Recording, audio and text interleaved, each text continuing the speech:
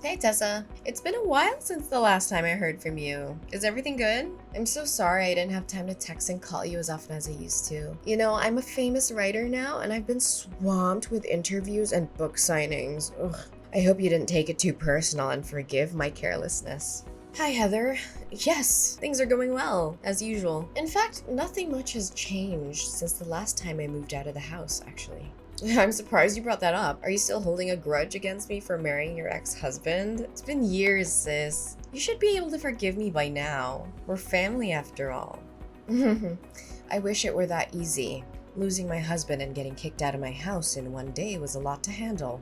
As a matter of fact, I still haven't fully processed everything that happened, and I still feel the pain when I think about it. I know, sis, but how can you save a marriage that was no longer working anymore? George already told you that his feelings for you had faded over time, and I was the only one who had a spot in his heart. Surely he made this clear before you guys got divorced, correct? I know you're still beating yourself up for losing such a well-off man like George, but it's about time you move on and face the reality, Tessa. I never cared about his money. What I cared about was the betrayal. I was deeply hurt when I found out that he cheated on me with you. The sight of you two together in my bedroom was a knife to my heart. I felt betrayed and humiliated. Come on, sis. Don't act like I'm the one who's at fault here. I mean, your husband was the one who hit on me first. What was I supposed to do? Even if that were the case, you could have easily said no, but instead you chose to betray your own sister. My husband wasn't innocent, but I don't think you were either. In fact, I still blame myself sometimes for ignoring the red flags that kept telling me you were seducing my husband. Honey, I wouldn't call it a betrayal. Didn't you hear what he said before the day you got divorced? He told you that he had lost all of his interest in you a long time ago, but he didn't want to hurt your feelings. Many times he came to me for comfort and advice, and we grew closer and closer just like that. George was unhappy for quite a long time,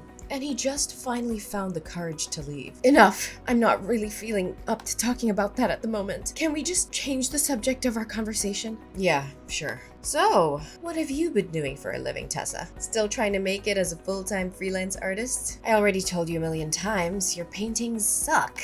No one wants to buy them. They're so bad, you could lay them on the floor and people would mistake them for doormats. Don't be so harsh on me, Heather. I know my paintings aren't everyone's cup of tea, but I believe that art should be a reflection of the artist's heart and soul. I could draw something easier for the audience to approach, but that would be a betrayal of my own artistic vision. I'm not going to compromise my art just to make it more marketable. I know that there are people out there who appreciate my work for what it is. Whatever your stupid belief is the reason why you're still living in poverty. For me, money comes first, and it's all about creating things that people will like. Just look at me and my best-selling book, The Power of Marriage. Sold over 200,000 copies and generated more than $1.6 million last year. Can you believe it? Oh, and have you heard about my book, A Match Made in Success? It's a memoir about my marriage to George, and it was just published last month. It's already sold a couple of thousand copies, and I'm really excited about it. Yes, I've heard about those books, and you've also written many other famous marriage books. I just thought it's quite ironic that someone who has sabotaged other people's marriages would write about the principles for a strong and lasting relationship. Hey, are you referring to me, Tessa? I can see that you're still struggling to conceal your jealousy of my successful and wealthy life. It must be hard to see someone like me living the good life while you're stuck in your destitute existence. I guess it must be tough raising Gabriella all by herself, huh? At least George still gives you some pity money every month to keep you and Gabriella from the verge of hunger. So, you're finally showing your true colors, huh? Well, let me tell you something. I know exactly how hard I had to sacrifice for you to get where you are today. I gave up my dreams, my relationships, and my sanity, all so that you could achieve yours. Oh, not again. When our father passed away and our mother left us, I was the one who stepped up to take care of you. I worked 2 or 3 jobs at a time to make sure that you had everything you needed to succeed in school. I even had to drop out of college myself, but I didn't care. All I wanted was to make sure that you had the best possible chance in life. And what did you do? You repaid my sacrifice by stepping into my marriage with George and destroying it. Oh, for the love of God! Would you please stop giving me that lecture? I'm so sick of hearing it. I don't owe you my entire life for something you did for me 10 years ago. I barely even remember it. I certainly don't appreciate you bringing it up every single time we talk. You sure are ungrateful, aren't you? Anyways, do you have free time? I just want to invite you to come over to my house and join my birthday party. It'll be fun, but don't bring Gabriella along. She would cry and ruin the party for everyone else. I don't really want to go because I have a lot of things to do. Ugh, please, your excuses are so lame. What else do you have to do all day besides painting those ridiculous pictures that belong in the trash? Think about the sake of our sisterhood and come to my house, please. It will be great fun. I can guarantee you. Okay. I guess it wouldn't harm just to attend your birthday party. We're sisters after all. I'll be there, but I'm not making any promises about how much fun I'll have. That's my sister. So I'll see you at 8 o'clock in the evening at my house, right? Don't forget about it.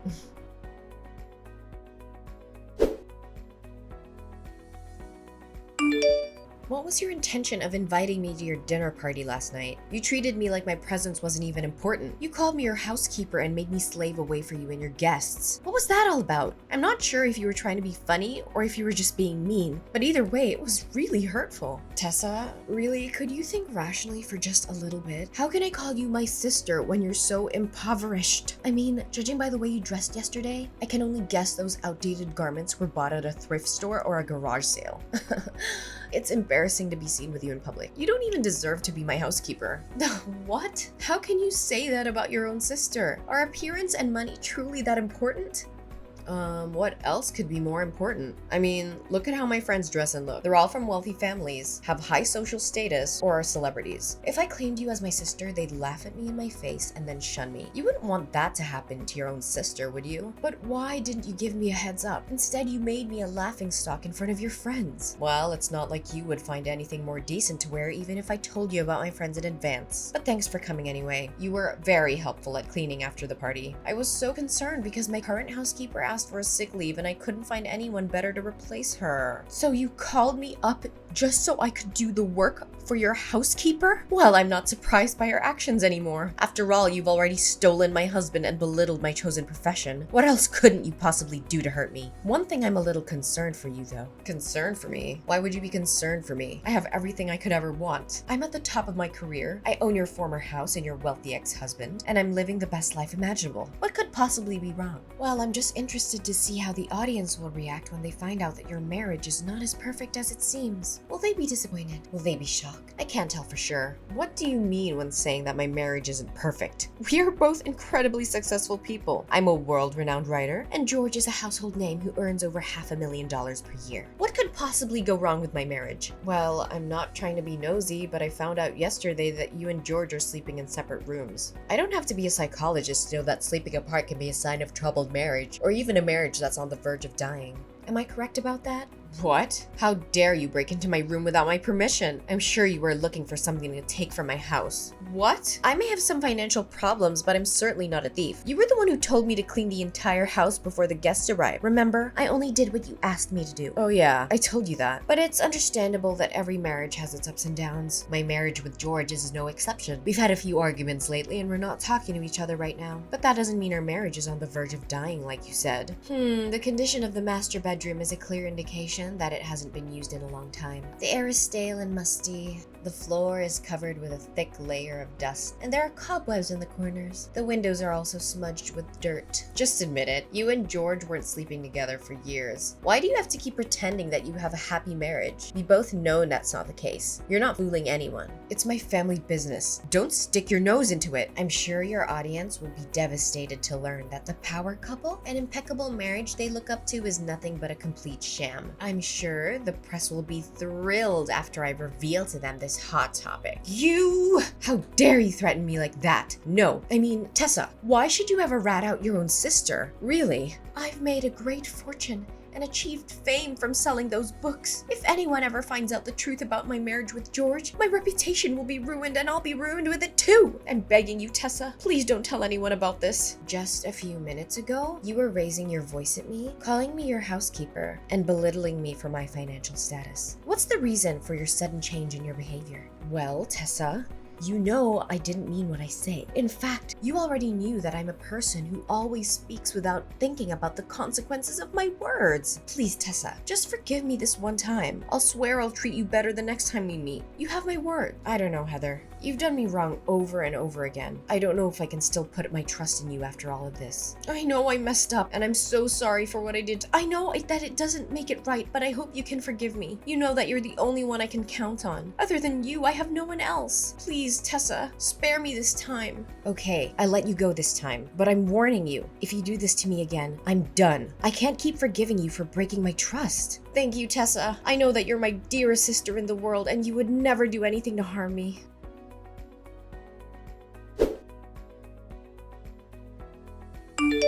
Tessa, are you there? I have something very important to talk to you about. Yeah, I'm here. What's up? I have something to ask you. It may sound a little strange, but just hear me out, okay? Sure, go ahead. I'll try to help you the best I could. Listen, can you let me borrow your daughter, Gabriella, for some time? The situation is urgent, and you can't say no to me. What? Borrow Gabriella? What do you need my daughter for? In fact, what are you even thinking? I know this is a lot to process all at once, but I had no other choice. Press has been hounding me with questions about my child with George. They've been asking when we're going to have a child, why we haven't had a child after 4 years of marriage, and even if I'm infertile. I've been bombarded with so many questions, and I finally felt like I had to defend myself. I had to tell them that we already have a child, but we've chosen to keep her out of the public eye. So now you want Gabriella to pretend to be your own child? That's only gonna worsen the situation. You can't cover one lie with more lies. You know that. But what could I do in that circumstance? Tell them that my marriage with George isn't fulfilled and happy as it looks on the surface? If the press found out about it, my life would be a complete disaster. I've worked so hard for my career. I've built everything I have from the ground up. The fame, the money, the spotlight, everything I own would dissipate in just a blink of an eye. How can I live with that? I don't know, Heather, but this is just too much. Gabriella is my daughter, and I love her more than anything in the world. I just can't hand her over to you like a merch. Oh, sister, don't make it sound so complicated. I'm just gonna borrow Gabriella for the press release of my upcoming book. After that, I'll let her back into your arms, safe and sound. In fact, after appearing at my press release as my daughter, Gabriella will become famous just like me. With her newfound fame, she'll be able to earn a lot of money and sign contracts with large brands. This'll turn you and your daughter's destitute life into something that's worth living. Don't try to bait me with money. You know that I'm not a materialistic person like you. Besides, Gabriella doesn't need the kind of fame that is based on lies. She deserves to be famous for her own merits, not because of someone else's deception. I don't want her to end up like you, living a life that is based on falsehood and manipulation.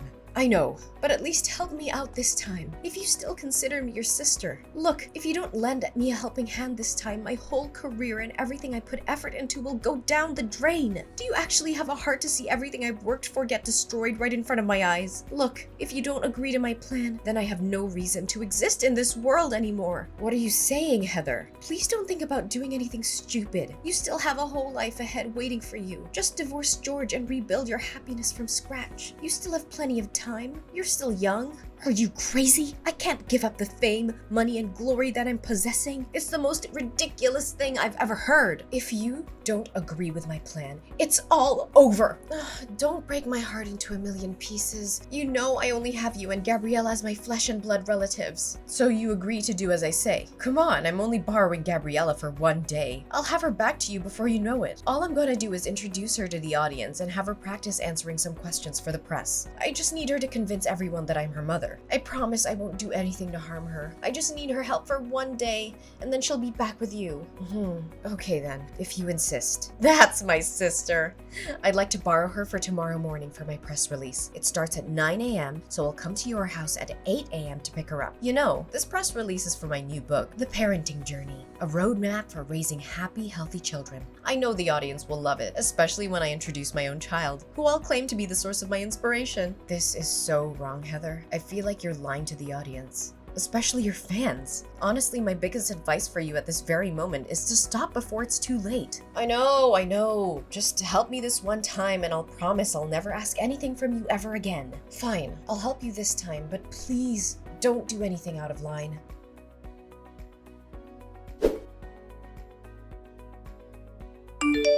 Heather, where are you and Gabriella? I've been waiting for you the whole day. You said you were gonna return Gabriella to me by 1 p.m. Didn't you receive my innumerous texts and calls? I'm sorry, Tessa, but Gabriella is staying with me. She's such a bright kid, and the audience fell in love with her immediately. Did you know that just today, my new book has sold a couple of thousand copies? It's thanks to Gabriella. Tessa, I think I'm gonna keep her around. Will you let her stay with me? No! She's my daughter. How can I let you keep her? Oh, come on, Tessa. Do you honestly think that you're giving her the life she deserves with your scanty income? I, on the other hand, have a solid financial footing that I can guarantee you that I'll take a better care of her than you ever did. I promise Gabriella will be showered with fame and money when she's become my child. There's no way she's gonna agree with your stupid idea. She knows very well that I'm her mom and she will insist on coming back to my arms. Ugh, Heather, she's a 2-year-old kid. She can't decide for herself. Besides, I'm already at the airport. Me and my husband and Gabriella are heading to another country where you can't find me. Don't worry, I'll send you a couple of pictures of your daughter every now and then. Your child will be a great tool for me to earn even more money. I knew you would do something like this. You know? What do you know about? Look, I overheard the conversation between you and George. You saw how the audience reacted to Gabriella, and you decided to exploit her for your own gain. You only wanted to use her as a tool to further promote the image of a perfect family that you're crafting. Do any of my words sound wrong to you? What? So you already found out about my plan? Why did you let me carry on with it anyway? Well, I just want the world to know your other side of personality, and what's better than catching you red-handed? By the way, me and the paparazzi are after you. We were tailing you all the way from your house to the airport. You're not gonna get away so easily. And what's happening between us is being broadcasted live. Guess you're making $1 million worth show, just as you always wanted. What? Where are you? Show yourself now. I don't have time to play the game of cat and mouse with you. Well, take a look behind your back and find out.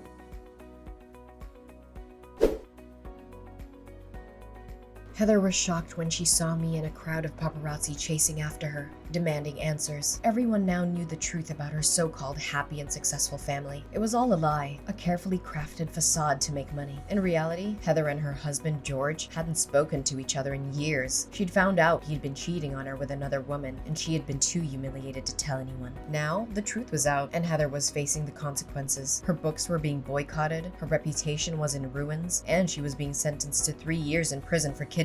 The prospect of my sister being able to write again seems daunting, and it may take a considerable amount of time. Additionally, I am uncertain if anyone will ever believe what she says again after what happened. Finally, Gabriella got back into my arms again. My precious girl is the angelic light that guided me even during my darkest days. She's my reason for living, and every picture that I paint reflects the immense and inseparable love between us. As my daughter Gabriella became famous, my paintings also gained more recognition. The audience finally understood the deep meaning behind my paintings, which depict the special bond between a mother and child. Eventually, I was able to open my own painting gallery. With the proceeds of the sale of my paintings, which amounted to almost $100,000, I donated half the money to charities that provide financial assistance to single mothers. I hope to uplift their lives in the same way that mine had been uplifted.